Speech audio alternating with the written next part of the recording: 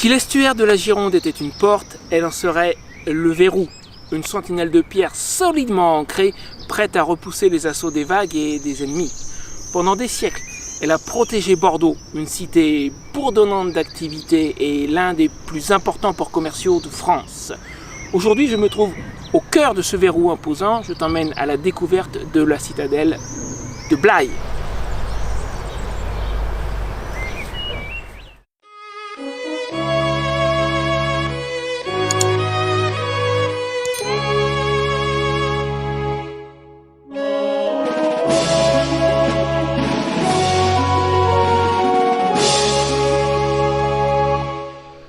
Aujourd'hui, je t'emmène à la découverte de l'un des joyaux de l'architecture militaire française, la citadelle de Blaye, conçue par le maître des fortifications lui-même, Sébastien le Prestre de Vauban. Située sur les rives de l'estuaire de la Gironde, cette merveille historique nous offre une véritable immersion dans le passé. En parlant de passé, ça va peut-être te surprendre, savais-tu qu'elle a pas toujours été française ? Eh non! Ah oui, bon, d'accord, si tu connais un petit peu ton histoire de France, tu devais t'en douter, la guerre de 100 ans, le sud-ouest, tout ça, je te l'accorde. Son histoire date de bien avant Vauban. Pour retrouver ses origines, il faut en fait remonter jusqu'à l'époque romaine, une époque où la ville s'appelait encore Blavia. À cette époque-là, pas de gros murs, pas de bastions, pas de canons, mais on sent quand même que l'endroit a une certaine importance stratégique. En même temps, quand tu regardes l'estuaire de la Gironde, ça se comprend. Passons à présent au Moyen-Âge.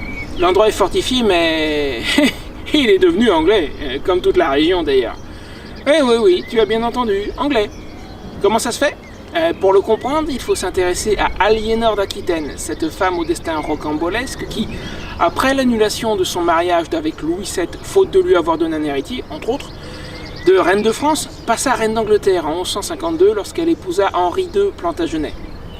Elle lui a apporté en dot dans ses bagages le duché d'Aquitaine, une grosse partie de ce qui est aujourd'hui le sud-ouest de la France. Donc voilà notre Blaye, avec son accent so-british, gardienne du lieu entre l'Angleterre et ses précieuses vignes bordelaises.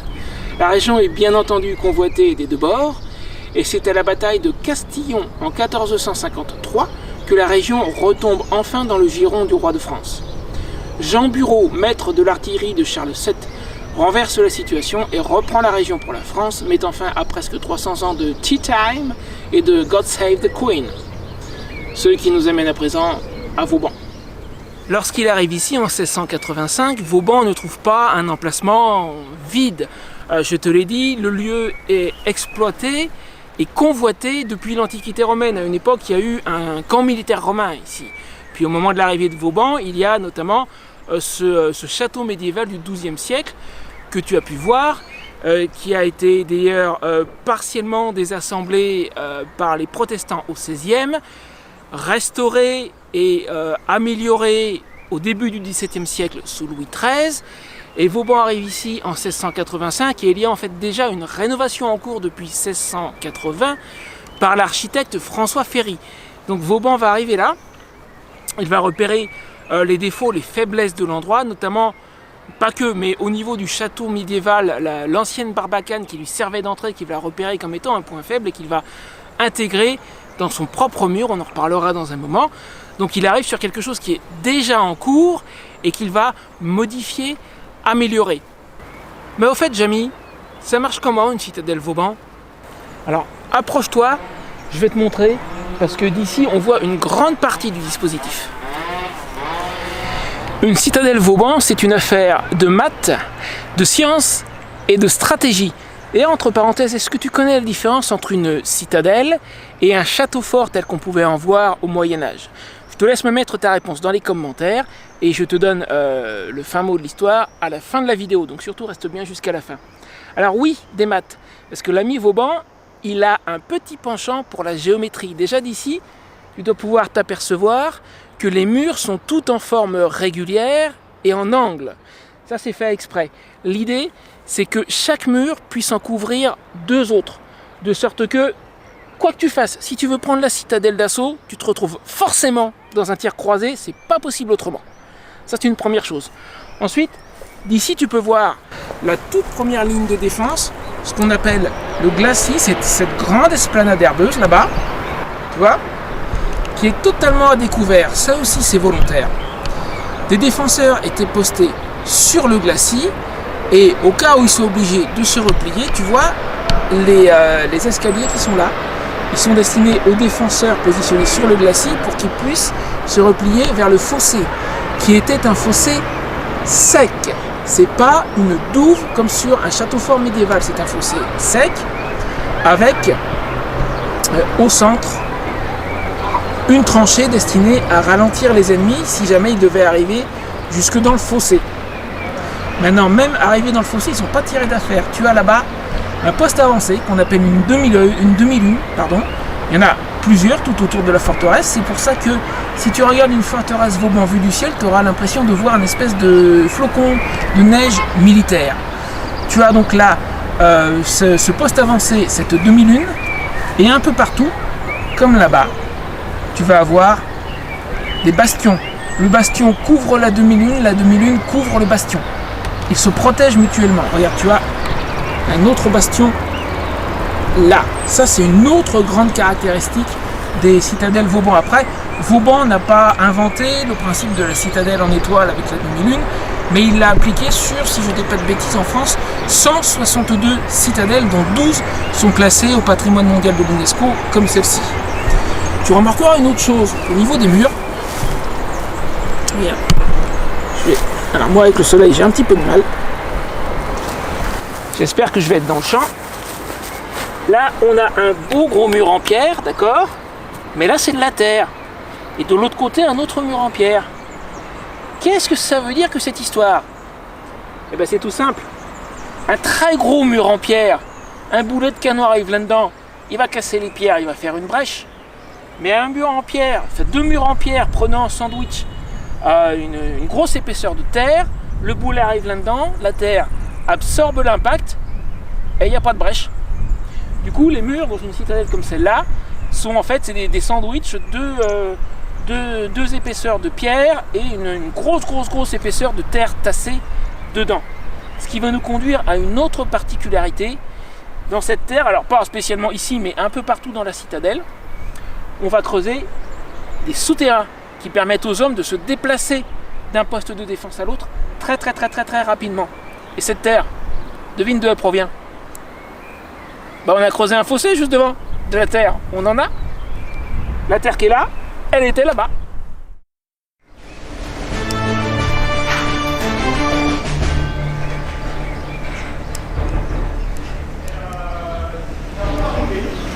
Alors par contre, si la Gironde,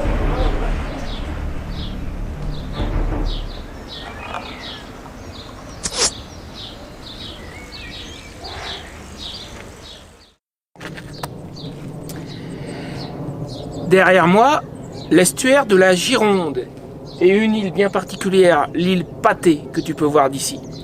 C'est pas par hasard si à présent je t'emmène à cet endroit. Souviens-toi, en début de vidéo, j'ai comparé l'estuaire de la Gironde à une porte et la citadelle à la serrure. Et d'ailleurs, on appelle cet endroit, précisément, avec l'île Patay et l'autre rive là-bas, on appelle cet endroit le verrou de l'estuaire. C'est pas par hasard. À présent, je vais t'expliquer comment on fermait la porte par ici.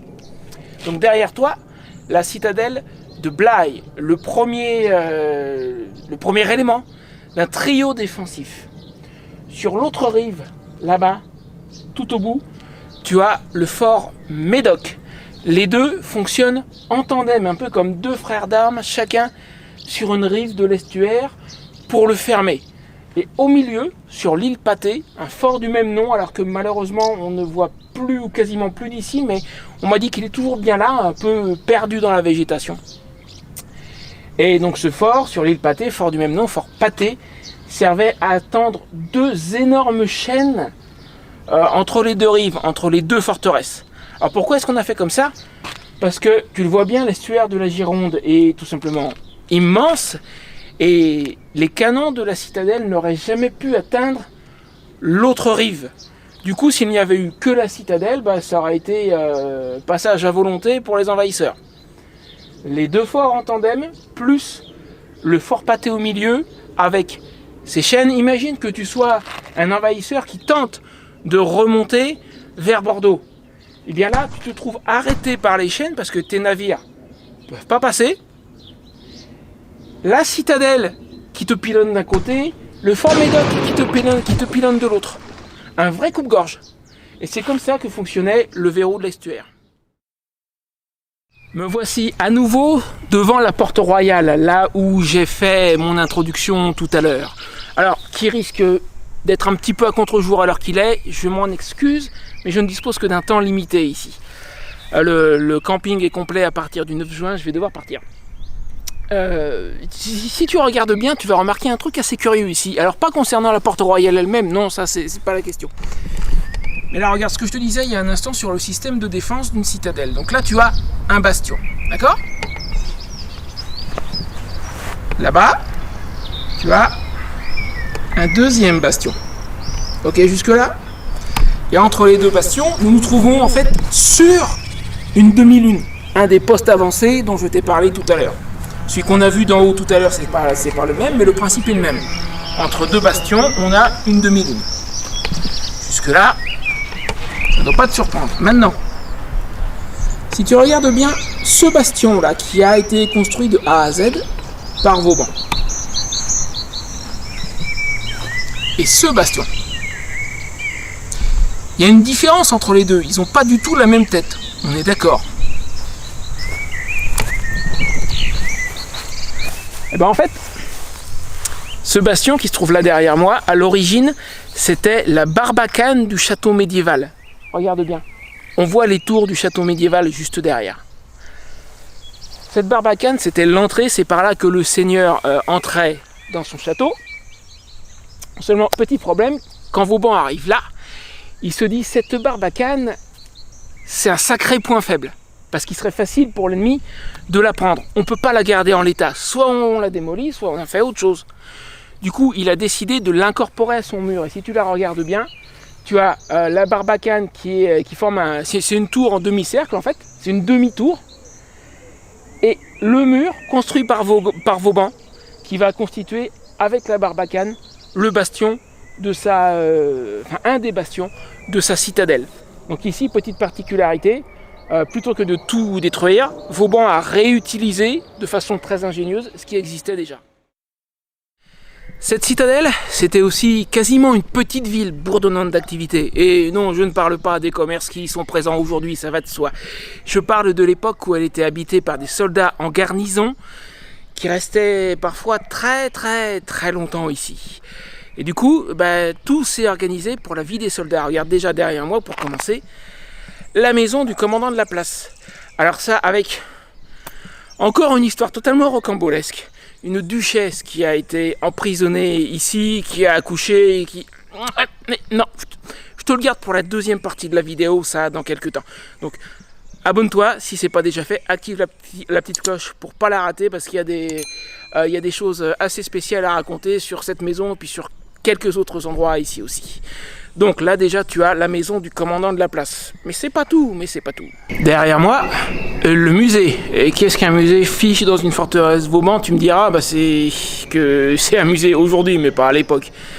Est-ce que tu as remarqué ces gros barreaux aux fenêtres? Tu sais ce que c'était ça? C'était la prison, édifiée avant l'arrivée de Vauban et beaucoup plus tard transformée en boulangerie. Oui, je sais, c'est curieux, c'est pareil, ça fait partie des petites histoires que je vais te raconter en deuxième partie. Donc oui, la prison, parce que les soldats, ça fait des bêtises aussi, ça arrive. Et puis il n'y a pas que des soldats qui ont été emprisonnés ici. Ici, au bout de ce long couloir, l'hôpital de siège, installé à l'étage d'un des bastions, le bastion Saint-Romain, qui doit son nom en fait à la porte médiévale du même nom. C'est l'un des cas où Vauban a incorporé une construction médiévale dans sa propre construction. Alors oui, hôpital de siège, parce que le soldat fait la guerre, le soldat se blesse, et puis il est important que le soldat soit en bonne santé. Par contre, il a fallu attendre 1739 pour avoir un hôpital de siège à l'intérieur de la citadelle. Avant, c'était l'hôpital de Blaye qui remplissait cet office. Et alors, dis donc, tous ces bâtiments qui ressemblent un petit peu à des maisons, t'as une idée de ce que ça peut bien être? C'est exactement ça. ce sont des casernements pour la troupe. Alors sur les 25 hectares de superficie de la citadelle, près de la moitié était consacrée au logement des soldats en fait. En temps de paix, elle comptait environ 600 hommes mais pouvait en accueillir jusqu'au double. Au début du XVIIe siècle, on installe dans la citadelle l'ordre des Minimes, dont le couvent se trouve juste derrière moi. C'est l'une des congrégations religieuses les plus austères et les plus strictes de l'Église catholique. Le but est clair, montrer qu'ici, on n'est pas protestant. Un canon, pour propulser son boulet, ça utilise de la poudre noire, un mélange de salpêtre, de soufre et de charbon de bois, un mélange explosif s'il en est, c'est normal, c'est un petit peu le but quand même. Du coup, la poudrière qui se trouve derrière moi et qui pouvait contenir jusqu'à 25 tonnes de poudre noire est placée évidemment sous bonne garde. L'accès est restreint, toute étincelle est absolument interdite, les murs extérieurs sont garnis de contreforts pour les renforcer en cas d'explosion et les planchers sont en bois pour absorber l'humidité.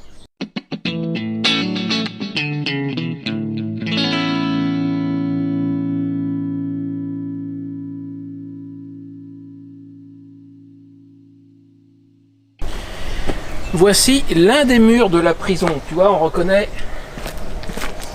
notamment les barreaux là. Alors tout à l'heure, devant l'entrée de la prison, il n'y avait pas tous ces anneaux. Tu vois qu'ils font tout le long, ces anneaux là. Il y en a également sur l'autre mur là-bas. Je pense que de l'autre côté, j'ai pas vérifié, mais il doit y en avoir aussi. As-tu une petite idée de ce que ça pouvait bien être? Tu vois pas? Eh bien, c'était des anneaux destinés à attacher les chevaux des officiers. Ici, à la citadelle de Blaye, il n'y a pas d'écurie. Les officiers de passage qui restaient là pour 2-3 jours avaient besoin d'un endroit pour laisser leurs chevaux et on les attachait ici, au mur de la prison. Par contre, pour ce qui est des soldats, eux n'avaient pas de chevaux, donc du coup, pas besoin d'écurie. Voilà l'explication de la présence de ces anneaux qui, je pense, doivent faire tout le tour. En tout cas, ils sont présents au moins sur 2 murs, ça c'est sûr. Derrière moi se trouve l'auberge des officiers, qui, à son époque, était en fait le mess des officiers. Je suppose qu'on peut dire qu'elle n'a pas tellement changé d'affectation dans un sens. Bon, je pense qu'il va être temps de conclure cette vidéo. Il m'a paru intéressant de revenir avec une vue sur l'estuaire de la Gironde pour finir. Alors oui, je sais, tu auras sans doute remarqué, la tenue a changé entre temps. C'est que moi, ça fait 3 jours que je cours partout, sous un soleil de plomb. C'est la canicule, là ici en ce moment, je tourne ceci, nous sommes début juin 2023. Autant dire que la chemise grise du début, enfin voilà quoi, tout ça pour réussir à te sortir 2 vidéos. Donc pour rappel, je ne sais plus si je l'ai dit, mais il y aura une deuxième partie, je ne t'ai pas tout mis dans celle-ci. J'ai gardé pour la deuxième partie des petites histoires individuelles, ce que j'appelle pour le moment, je ne sais pas si je vais intituler la vidéo comme ça, mais pour le moment j'appelle ça les petites histoires de la citadelle. Des petits morceaux de passé individuels, des choses que tu risques de rater en visitant cet endroit si on ne te le dit pas, si tu n'es pas au courant.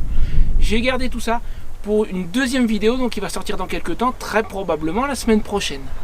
En attendant, déjà j'apprécierais un petit j'aime, un petit commentaire si tu as aimé la vidéo d'aujourd'hui, si elle t'a plu, pour me dire que ça vaut le coup que je continue à en faire des comme ça. Quoi d'autre? Si t'es pas encore abonné, abonne-toi et active la petite cloche pour ne pas rater la deuxième. Et quoi d'autre? Ah oui, la réponse à ma question de tout à l'heure, tu te souviens, quand je t'ai demandé quelle est la différence entre une citadelle et un château fort tel qu'on pouvait les voir au Moyen-Âge. Bien, c'est assez simple. Le château fort appartient à un seigneur, il est privé. La citadelle, on pourrait dire que c'est public en fait, elle est commandée par l'État, réalisée pour le compte de l'État. Donc le château fort est privé, la citadelle, c'est un bâtiment militaire public de l'État. Je ne sais pas si public est bien le bon mot, mais je pense que tu vois l'idée. Voilà, sur ce, je te dis à très bientôt. Encore n'oublie pas le petit j'aime, le petit commentaire, tout ça, et l'abonnement si tu n'es pas encore abonné. Et moi je redescends, je ne monterai pas ici 2 fois. Et maintenant il faut que je redescende. C'est parti.